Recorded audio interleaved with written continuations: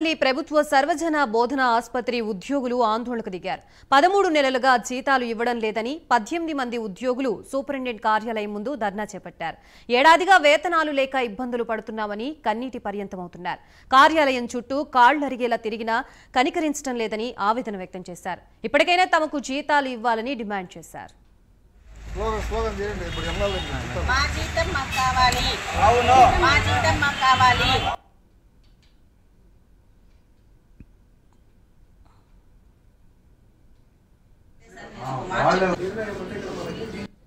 మేము గత 10 సంవత్సరాలుగా మదనపల్లి ఏరియా హాస్పిటల్లో వర్క్ చేస్తున్నాము.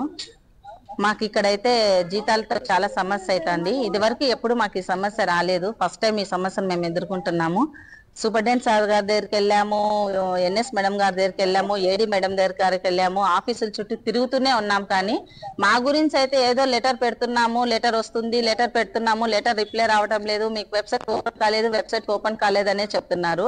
ఇప్పుడు మనకు వెబ్సైట్ ఓపెన్ కాంది, చుట్టుపక్కల ఉన్న హాస్పిటల్ అంతా వెబ్సైట్ ఓపెన్ అవ్వడం ఏంది, వాళ్ళకి సాలరీస్ పడడం ఏంది. మా కొలీగ్స్ అక్కడ పనిచేస్తూ మాకే ఫోన్లు చేసి చెప్తున్నారు సాలరీస్ పడినాయక్క మీకు పడలేదా అనేసి.